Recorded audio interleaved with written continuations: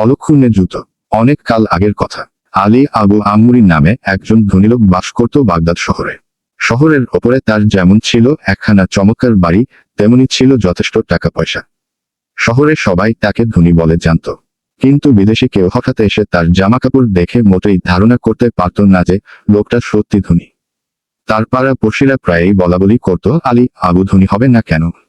লোকটা নিজের জন্য একটি দিনেরও ব্যয় করে না। চেয়ে দেখো একবার ওর জুতো জোড়ার দিকে, তাহলেই বুঝতে পারবে ও ধনী হয়েছে কি করে। বলেই তারা হাসতে থাকত।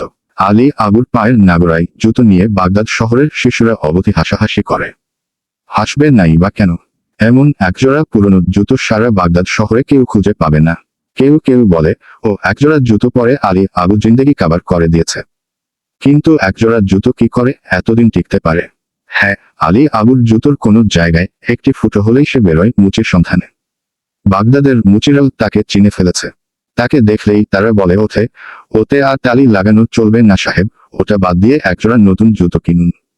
আলী আবু কিন্তু সে কথায় কান দেয় না। সে আর এক মুচির কাছে যায়। এমনি করে ঘুরতে ঘুরতে কেউ হয়তো একটা তালি লাগিয়ে দেয়। এমনি করে আলী আবুর নাগরায় জুতো সকলের পরিচিত হয়ে উঠল। এমনকি বন্ধুরা একে অপরকে বলতে লাগলো, আলী আবুর নাগরায় জুতোর মতো তোমার পরমায়ু হোক। কিন্তু অবশেষে সেই বিখ্যাত জুতোই আলী আবুর দুর্ভাগ্যের কারণ হয়ে উঠল। শহরের রাস্তায় বেরিয়ে একদিন সে যাচ্ছিল এক কাচের শিশি বোতলের দোকানের পাশ দিয়ে। দোকানি তাকে দেখে বলে উঠল, এই যে আবু ভাই, আপনার জন্য একটা খোঁজ খবর আছে। বিদেশি এক সওদাগর এসেছে অনেকগুলো আতরের শিশি বেচতে। চমৎকার রঙিন ফুলকাটা শিশি, মোটে 50 দিনের দাম। কিনে 1 মাস ঘরে রাখলে তার দাম কমসে কম 100 দিনার দিয়েই আমি নেব। আমার বদনসিব যে এখন একটি দিনেরও হাতে নেই। অমন লাভের লোভকে সামলাতে পারে, সামলানো সহজ বিষয় নয়। আলী আবুর রাত দিন চিন্তাই হচ্ছে কি করে টাকা বাড়ানো যায়। কাজেই সে তৎক্ষণাৎ রঙিন শিশিগুলো কিনে বাড়ি নিয়ে গেল। দিন কয়েক পরে আরেক বন্ধু এসে খবর দিল, একটা লোক এসেছে বসরায় গোলাপ জল বেচতে। চমৎকার জিনিস, কিন্তু দাম একেবারে সস্তা। কিছুদিন পরেই এর দাম 2 গুণ 3 গুণ হতে বাধ্য। আর তোমার সেই রঙিন শিশি ভর্তি করে বেচলে চাই কি 4 গুণও পেতে পারো। আহা কি গোলাপ! টাকা বাড়াবার কি অমূল্য সুযোগ! যোগাযোগটা চমৎকার। রঙিন শিশি, তাতে গোলাপ জল। আলী আবু 50 দিনার দিয়ে গোলাপ জল কিনে নিয়ে এলো।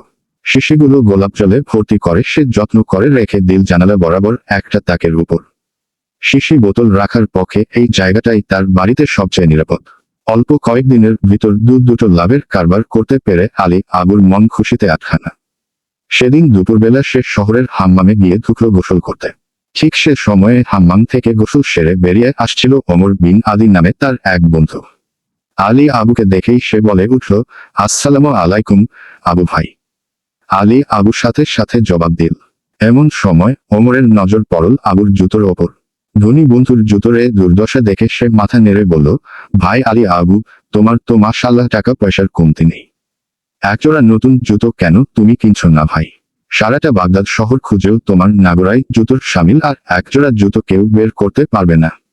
সত্যি বলছি, তোমার এই জুতোকে এবার পেনশন দিয়ে একজোড়া নতুনের ব্যবস্থা করা উচিত। এই বলে ওমর বিন আদি মাথা নাড়তে নাড়তে বেরিয়ে গেল। আবু কোনো জবাব না দিয়ে শুধু মুচকি হাসল। গোসল সেরে কাপড় জামা পরে আবু বাইরে এসে দেখল তার জুতো জোড়া জায়গা মতো রাখা নেই। আসলে লোকের পায়ের ধাক্কায় দূরে এক বেঞ্চির তলায় দুখানা জুতো দুপাশে পড়ে আছে। আবুর পুরনো জুতো যেখানে ছিল সেখানে পড়ে আছে একজোড়া দামি চকচকে নতুন জুতো। চমৎকার জুতো, তাও ঠিক আবুর পায়ের মাপের। আবু তখন মনে মনে ভাবল, আমার বন্ধু ওমরের এ কাজ। সেই নতুন জুতো জোড়া কিনে আমাকে উপহার দিয়ে গেছে। এজন্যই মাথা নাড়ছিল ওমর। প্রাণ খুলে বন্ধুকে ধন্যবাদ জানিয়ে আবু নতুন জুতো পায়ে দিয়ে বাড়ি চলে গেল। আসলে আবুর অনুমান কিন্তু মোটেই সত্য নয়। জুতো জোড়া ছিল শহরের কাছের। আবুর মতো তিনিও জুতো ছেড়ে হাম্মামে ঢুকেছিলেন গোসল করবার জন্য। বাইরে এসে কাপড় পাল্টাতে গিয়ে তিনি দেখলেন জুতো নেই সেখানে। দেখেই তিনি চিৎকার করে উঠলেন, আমার জুতো কি হলো? কাজীর জুতো নিখোঁজ। খোঁজ সারা পড়ে গেল তখনই। চারদিকে খুঁজে পেতে অবশেষে পাওয়া গেল আলী আবুর রং বেরঙের তালিওয়ালা সেই নাগরাই জোড়া। সেই জুতো চিনতে কারো বাকি রইল না। তালিওয়ালা সেই জুতো বাগদাদ শহরের কে না চেনে? এ জুতো সেই কমবখত আলী আবুর না হয়ে যায় না। আমার নতুন জুতো নিয়ে সেই পালিয়েছে। হাতে নাতে এভাবে না ধরলে কে ভাবতে পারে যে ব্যাটা জুতো চোর। ব্যাটাকে ধরে এনে আচ্ছা সাজা দিতে হবে আজ। বলে কাজী চিৎকার করতে লাগলেন। তারপর লোকজনদের ডেকে পুরনো জুতো পাঠিয়ে দিলেন আলী আবুর বাড়িতে। তারা গিয়ে দেখতে পেল সত্যি সত্যি আলী আবুর পায়ে কাজীর সেই নতুন জুতো। আর যায় কোথায়? টানতে টানতে তারা বেচারা আলী আবুকে হাজির করলো কাজীর দরবারে। কাজী রেগে বললেন, এক্ষুনি ওর পিঠে 10 দৌড়া মারো, মেরে নিয়ে যাও কয়েকখানায়। 1000 দিনার জরিমানা দিলে তবে ওর মুক্তি। ব্যাপারটা যে ভুলবশত হয়ে গেছে আবু তা বোঝাতে বারবার চেষ্টা করলো, কিন্তু কে শুনবে তখন তার কথা। অবশেষে কেবল 1000 দিনার জরিমানা দিয়ে আলী আবু সে যাত্রা রক্ষা পেল। বাড়ি ফিরে আসতে আসতে সে ভাবল যে অপা জুতোর জন্য এতটা হয়রানি আর বেইজ্জতি তার মুখ আর জীবনে দেখতে চায় না। আজ বাড়ি গিয়ে ও দুটোকে শেষ করতে হবে। এই ভেবে আবু বাড়ি ফিরে তার নাগরাই চড়া নিয়ে এলো নদীর তীরে। তারপর বাড়ি থেকে বেশ খানিক দূরে একটা পুলের ওপর দাঁড়িয়ে এক এক করে 2 পাটি জুতোই ছুঁড়ে ফেলল নদীতে। কিন্তু সেদিন বিকালে ঘটল এক কাণ্ড। এক জেলে এসে নদীতে জাল ফেলতেই মাছের পরিবর্তে সশরীরে উঠে হেল আবুর সেই বিখ্যাত নাগরাই জোড়া। হরেক রকমের চামড়ার তালি লাগানো জুতো চিনতে জেলের দেরি হলো না। সেবারের খ্যাপে জালে মাছ না উঠলেও সে কিন্তু মনে মনে খুশি হলো। বাড়ি ফিরে বউকে বলল, আলী আবু ধনী মানুষ, এতদিনের জুতোজোড়া ফেরত পেলে কম করেও 2 দিনের বকশিস নিশ্চয় দেবে। দুঃখের বিষয়, জেলে যখন আলী আবুর বাড়ির জুতো নিয়ে হাজির হলো তখন বাড়িতে কেউ ছিল না। ঘরের দরজাগুলো সব বন্ধ, শুধু একটা জানালা খোলা ছিল, তাও ছিল অনেক উঁচুতে। জেলে মনে মনে বলল, এই নিয়ে আর তকলিফ করে ফিরে যাওয়া যাবে না। তার চেয়ে জানালা দিয়ে ছুড়ে দিলেই আবু এসে তার জুতো পেয়ে খুশি হবে। পরে যখন দেখা হবে তখন বললেই হবে যে আমি পেয়েছিলাম ওটা। বকশিসটাও তখন চেয়ে নেওয়া যাবে। এই বলে জানালা দিয়ে জুতো 2খানা ছুঁড়ে মারতেই সেগুলো গিয়ে পড়ল গোলাপ জলের শিশির ওপর। তার ফলে তাকে সবগুলো শিশি মাটিতে পড়ে ভেঙে গেল। রাতে বাড়ি ফিরে আবুর তো চক্ষু চড়কাচ, মাথা চাপড়ে সে কেঁদে উঠল। আবার সেই অপার জুতোর কীর্তি, কি বদনসিবি হয়েছে আমার।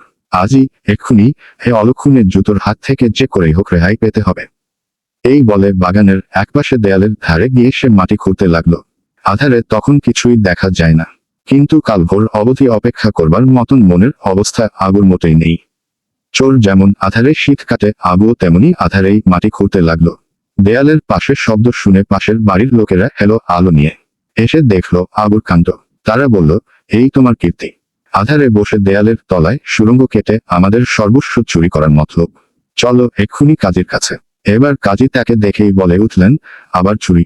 কদিন আগে আমার জুতো চুরি করে জরিমানা দিয়েছ, এবার বুঝি বড় রকমের দাও মারবার মতলবে ছিলে। এই বলে আবুকে কথা বলবার সুযোগ না দিয়েই কাজী তাকে কয়েদখানায় পাঠিয়ে দিলেন। বাড়ি এসে সে ভাবল 2বার 2000 দিনার জরিমানা দিয়ে জেল খাটার হাত থেকে রেহাই পেলাম, কিন্তু জুতোর হাত থেকে রেহাই না পেলে চলবে না। এই অলক্ষণে জুতো বাড়ির বার করতেই হবে। অনেক ভেবেচিন্তে এবার সে জুতো জোড়া ফেলে এলো নর্দমায়। বাড়ি ফিরে শুয়ে শুয়ে ভাবতে লাগলো, এতদিনে সত্যিই রেহাই পেলাম, নর্দমায় কেউ জাল ফেলতে আসবে না। পরের দিন ভোরে ঝাড়ুদার এলো নর্দমা পরিষ্কার করতে। এসে দেখলো একজোড়া ছেঁড়া জুতো আটকে নর্দমা বন্ধ হয়ে আছে। বলা বাহুল্য, জুতোর মালিককে চিনতে বেগ পেতে হলো না। ময়লা জুতো জোড়া সে আবুর বাড়ির দরজায় রেখে চলে গেল। আবুর ঘুম ভাঙতে বাইরে এসে দেখলো আবার সেই জুতো। আবু মাথায় হাত দিয়ে বসে পড়ল। এবার কি করবে তাই বসে সে ভাবতে লাগলো। রাস্তা দিয়ে এক কুকুর যাচ্ছিল ছুটে, হঠাৎ আবুর বাড়ির কাছে এসেই থেমে পড়ল। তারপর মাটি শুকতে শুকতে এগিয়ে এলো জুতোর কাছে। এসেই এক পাটি জুতো মুখে নিয়ে দে ছুট। অগত্যা আবু ছুটল কুকুরকে তাড়া করে। ছুটতে ছুটতে সামনে পড়ল একটা দেয়াল। কুকুর দেয়াল টপকে যেতেই জুতোটা ফসকে গিয়ে পড়ল দেয়ালের ওপাশে একটা ছোট ছেলের মাথায়। আবুর ভারী জুতোর ঘায়ে ছেলে অজ্ঞান হয়ে পড়ল।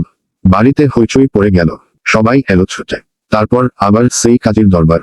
আবুকে দেখে কাজী রেগে উঠে বললেন, ছেলেটার চিকিৎসার সব টাকা তো দিতেই হবে, তাছাড়া সমপরিমাণ টাকা খেসারতও দিতে হবে। বেচারা এবার কেঁদেই ফেলল। 2বার জরিমানা আর শিশির কারবারে লোকসান দিয়ে আবুর হাতে নগদ টাকা পয়সা কিছুই ছিল না। তাই এবার তাকে ধাক্কা সামলাতে হলো বন্ধুবান্ধবের কাছে ধার করে। এ ঘটনার দিন 2 পরে আবু এসে হাজির হলো কাজীর দরবারে। কাজী তো তাকে দেখেই অবাক। সেদিকে লক্ষ্য না করে তালি দেয়া জুতো জোড়া কাজীর সামনে রেখে আবু বলল, এবার আমার ফরিয়াদ রাখতে হবে হুজুর। আমার এই জুতো জোড়ার বিরুদ্ধে ফরিয়াদ। হে অলক্ষণে জুতোর কারণে আমার যা কিছু দুর্ভোগ ঘটেছে তা শুনে হক ইনসাফ করুন, করে দোষীর সাজা দিন। কাজী অবাক হয়ে চেয়ে রইল। লোকটা তামাশা করছেন নাকি? আবু আবার বলতে লাগলো, আমি সত্যি বলছি হুজুর, আমার বুড়ো বয়সে সবকিছু দুর্ভোগের মূলই ছেঁড়া জুতোজোড়া। এ দুটোকে এমনভাবে কয়েদ করে রাখুন যাতে আমার নজরে আর না পড়ে। এই বলে সে একে একে কাজীকে সব কথা খুলে বলল। আবুর দুর্ভোগের কথা শুনে কাজীর ভীষণ হাসি পেল। হাসতে হাসতে তিনি বললেন, সত্যি তুমি জুতোর বদৌলতে কষ্ট ভোগ করছো দেখতে পাচ্ছি। যাও, তোমার জরিমানার টাকা সব ফেরত দেবার হুকুম দিলাম। তাছাড়া এ জুতো আর তোমাকে দেখতে হবে না। কাজী সত্যিই দয়ালু ছিলেন। তিনি আবুর 2000 দিনার সাথে সাথে ফেরত দিয়ে দিলেন। জুতো জোড়ার ভাগ্যে কি ঘটেছিল কেউ বলতে পারে না, কিন্তু আবুর পায়ে সেগুলোকে আর দেখা যায়নি। সবাইকে ধন্যবাদ। দয়া করে পেজটি লাইক ও ফলো দিবেন।